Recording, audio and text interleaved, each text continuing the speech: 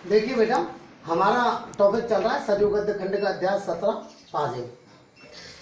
अभी तक हमने आपको बताया कि छुन्नू जो है उसके ऊपर जब आशुतोष के ऊपर जब दबाव दिया गया लेखक के द्वारा, तो उसने छुन्नू के ऊपर आरोप लगा दिया।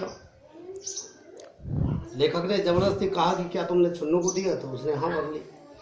छुन्नू ने आकर के मना किया कि मुझे कब दी थी। इस पर जो है छुन्नू ने उसकी माँ को पीट दिया। वो छुन्नू को उसकी माँ ने पीट दिया। तो उसके बाद इधर उसकी लेखक ने जो है उनकी पत्नी से कहा कि तुमने तेजा तेजी क्यों कर डाली। तो लेखक की पत्नी ने कहा कि हाँ मैं तो तेज बोलती हूँ, फिर तुम ही निकलवा लाओ उससे पाजेब। और इस प्रकार से वह बुदबुदाती हुई वहां से चली गई। कुछ समय बाद छुन्नू की माँ वहां आई। अब उनमें ऐसी गर्मी नहीं थी। उन्होंने आकर के लेखक के सामने जो है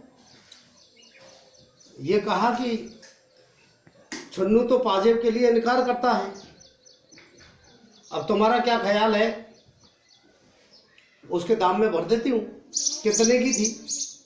तो लेखक ने कहा कि यह आप क्या कहती हैं, बच्चे बच्चे हैं, आपने छुन्नू से सहूलियत से पूछा तो है ना। तो छुन्नू की माँ ने कहा कि मैंने उससे पूछा है। और फिर उन्होंने छुन्नू को वहीं सामने बुला करके और उनके सामने कर दिया और कहा क्यों रे, बता क्यों नहीं देता यदि तूने पाजेब लिए तो छुन्नू ने जोर से सिर हिला करके इनकार किया और बताया कि पाजेब आशुतोष के हाथ में मैंने देखी थी और वह पतंग वाले को दे आया है। मैंने खूब देखी थी, वह चांदी की थी। तो लेखक ने कहा तुम्हें ठीक से मालूम है। तो उसने कहा हाँ, मुझसे कह रहा था कि तू भी चल, पतंग लाएंगे। तो उसने कहा कि लेखक ने कहा पतंग कितनी बड़ी थी बताओ तो छुन्नू ने उसका आकार बता दिया जो ठीक ही था। जितनी बड़ी छुन्नू पतंग वो आशुतोष पतंग लाया था उतना बड़ा उसने आकार बताया। तो उसकी माँ ने जो है लेखक के सामने ही छुन्नू को खींचकर तभी धम धम पीटना वो शुरू कर दिया और कहा कि क्यों रे, झूठ बोलता है, तेरी चमड़ी ने उधेड़ी तो मैं नहीं। लेखक ने बीच बचाव करके और छुन्नू को बचाया। वह शहीद की भांति पिटता रहा, रोया बिल्कुल नहीं था और एक कोने में जो है खड़े होकर के न जाने किस भाव से देख रहा था। खैर, लेखक ने सबको छुट्टी दी और कहा कि बेटा छुन्नू खेलो। उसकी मां को कहा कि आप उसे मारिएगा नहीं और पाजेब कोई ऐसी बड़ी चीज नहीं है। छुन्नू चला गया। उसकी मां ने पूछा कि आप उसे कसूरवार मानते हो क्या। छुन्नू की मां ने पूछा लेखक से कि आप मेरे बेटे को कसूरवार मानते हो क्या। तो लेखक ने कहा कि मालूम तो होता है कि उसे कुछ पता है और वह मामले में शामिल है। इस पर छुन्नू की मां ने पास बैठी हुई लेखक की जो पत्नी है उनसे कहा कि चलो बहन जी, मैं तुम्हें अपना सारा घर दिखा देती हूं और एक एक चीज देख लो, होगी तो पाजेब जाएगी कहां।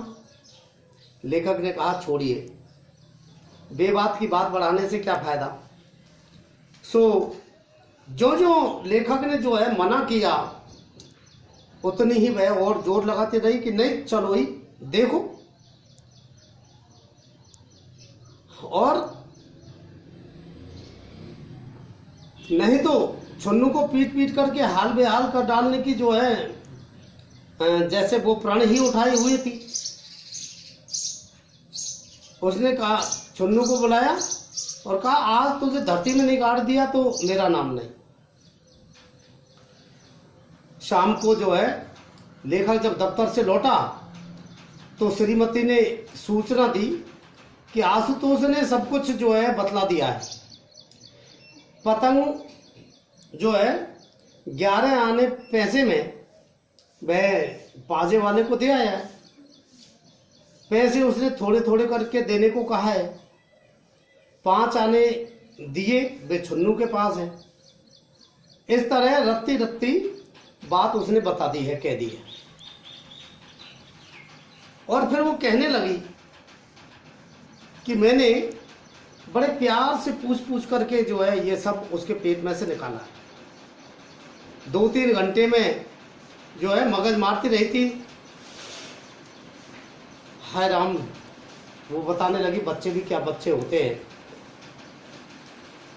लेखक सुनकर के बड़ा खुश हुआ और उसने कहा कि चलो अच्छा है, अब 5 आने भेज करके और पाजे मंगा लेंगे।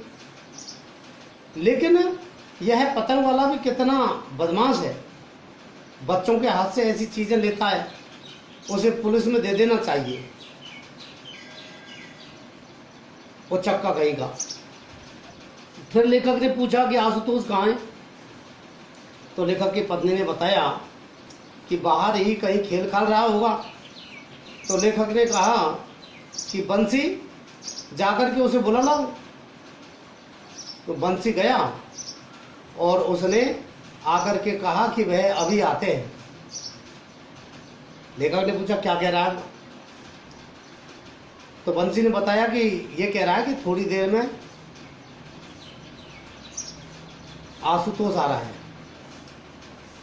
तब लेखक ने उसे, अब थोड़ी देर बाद में वो आ भी गया, तब लेखक ने उसे गोद में लेकर के प्यार किया। आते आते उसका चेहरा उदास हो गया और गोद में लेने पर भी विशेष प्रसन्न मालूम नहीं हुआ। उसकी माँ ने खुश होकर के कहा कि हमारे आशुतोष ने सब बातें अपने आप पूरी पूरी बता दी हैं। हमारा आशुतोष बड़ा सच्चा लड़का है। आशुतोष लेखक की गोद में टिका रहा, लेकिन अभी बड़ाई सुनकर भी उसको जो है कुछ प्रसन्नता नहीं हो रही थी। लेखक ने कहा कि आओ चलो, अब क्या बात है? क्यों हजरत, तुमको 5 ही आने तो मिले हैं ना? हमसे 5 आने मांग लेते तो क्या हम नहीं देते क्या? सुना है, अब ऐसा मत करना कभी भी। उसने कहा हाँ। और वे पैसे छुन्नू के पास हैं, छुन्नू को दिए ना तुमने? उसने कहा हाँ। तो उसने कहा अभी तो उसी के पास होंगे। उसने कहा नहीं। तो लेखक ने कहा खर्च कर दिए? उसने कहा नहीं खर्च किए। उसने कहा हाँ। तो खर्च किए कि नहीं? इस प्रकार का लेखक के द्वारा प्रश्न करने पर वह लेखक की ओर देखता रहा और उत्तर नहीं दिया। बताओ खर्च किए कि नहीं? तो उसने कहा कि खर्च किए कि नहीं? तो जो है उसने उसका कोई सही उत्तर नहीं दिया। जवाब में उसने एक बार तो हाँ कहा और दूसरी बार ना कहा। तो लेखक ने कहा कि तो वह क्यों नहीं कहते कि भाई तुम्हें मालूम नहीं है? तो फिर उसने हाँ कहा। तो लेखक ने पूछा बेटा मालूम है? तो उसने हाँ कहा। तो लेखक ने कहा पतंग वाले से पैसे छुन्नू ने लिए हैं ना? तो उसने हाँ कह दिया। तो लेखक ने पूछा तुमने क्यों नहीं लिए? तो वो चुप हो गया। फिर लेखक ने पूछा 5 इकन्नी थी या दुगन्नी और पैसे भी थे? तो भी वह चुप हो गया। फिर लेखक ने कहा कि बतलाते क्यों नहीं? तो भी वह चुप हो गया। तो लेखक ने कहा इकन्नियां कितनी थी बोलो? उसने कहा 2।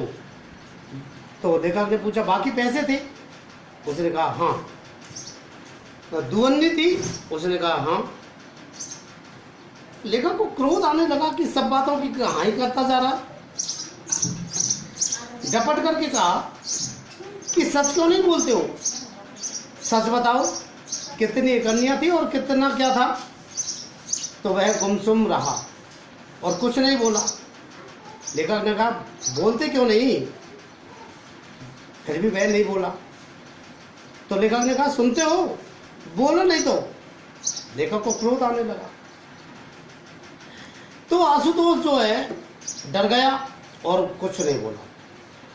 तो लेखक ने कहा सुनते नहीं, क्या कह रहा हूं? इस बार भी मैंने बोला। तो लेखक ने पकड़कर उसके कान खींच लिए। वह बिना आंसू लिए गुमसुम खड़ा रहा।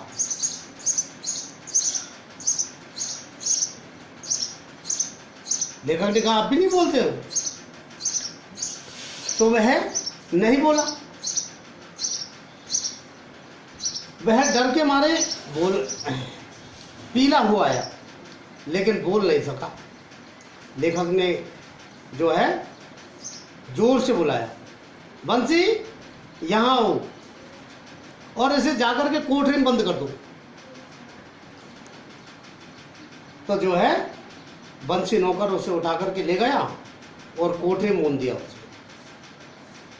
10 मिनट बाद मैंने फिर उसे बुलवाया।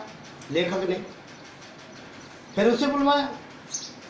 उसका मुंह सूजा हुआ था, बिना कुछ बोले उसके होठ जो है कांप रहे थे। कोठरी में बंद होकर के भी वह रोया नहीं। लेखक ने कहा क्यों रे, अब तो अकल आई? वह सुनता हुआ भी गुमसुम खड़ा रहा। तो लेखक ने फिर उससे पूछा कि बताओ वह पतंग वाला कौन सा है? दाएं तरफ का वह चौराहे वाला? उसने कुछ होठों में ही बड़बड़ा दिया, जिससे लेखक समझ नहीं पाया वह चौराहे वाला है क्या, बोलो तो। उसने कहा हाँ। तो लेखक ने कहा देखो अपने चाचा को साथ ले जाओ, बता देना कि कौन सा है, फिर उससे हम स्वयं भुगत लेंगे। देखो अपने चाचा को साथ ले जाओ। ये कह करके और लेखक ने अपने भाई को बुलाया, सब बात समझा करके कहा कि देखो 5 आने के पैसे ले जाओ, पहले तुम दूर रहना, आशुतोष पैसे ले जा करके और उसे पैसे दे देगा और पाजेब मांगेगा। अव्वल तो वह जो है पाजेब लौटा ही देगा, नहीं तो उसे डांटना और कहना कि तुझे पुलिस के सुपुर्द कर दूंगा, बच्चों से माल लेते हो, समझे। और इस तरीके से समझाना, उसे नरमी की कोई आवश्यकता नहीं है। लेखक ने अपने भाई को समझाया है, तो वह जाने को तैयार नहीं हुआ, जाने को तैयार नहीं हुआ। उससे कहा, लेकिन उसने सिर हिला दिया। तो मैंने उसे, लेखक ने उसे समझाया कि भैया घर की चीज़ है, दाम लगे हैं, भला 5 आने में रुपयों का माल कैसे जो है हम खो देंगे। जाओ चाचा के संग जाओ, तुम्हें कुछ नहीं कहना होगा, हाँ पैसे दे देना और तभी अपनी चीज़ वापस मांग लें। दे दे नहीं तो दे दे, और नहीं तो तुम्हारा इसमें कोई सरोकार नहीं। सच है ना बेटे? ये उन्होंने समझा, पर वह जाने को तैयार ही नहीं हुआ। उसे जो है लेखक को उस लड़के की गुस्ताखी पर बड़ा गुस्सा आया, बुरा मालूम हुआ। उन्होंने कहा बोलो इसमें तुम्हें दिक्कत क्या है, इसमें मुश्किल कहाँ है? समझा करके और बात कर रहे हैं तो समझता ही नहीं है, सुनता ही नहीं है बिल्कुल। लेखक ने कहा कि क्यों रे, नहीं जाएगा? तो उसने सिर हिला दिया कि नहीं जाऊंगा। तो लेखक ने प्रकाश अपने छोटे भाई को बुलाया और कहा कि इसे पकड़ करके ले जाओ। प्रकाश ने उसे पकड़ा और आशुतोष अपने हाथ पैरों से उसका प्रतिकार करता रहा। वह साथ जाने को तैयार ही नहीं था। इस प्रकार से यहाँ के बाद में इस कहानी को हम समझेंगे आपको कब।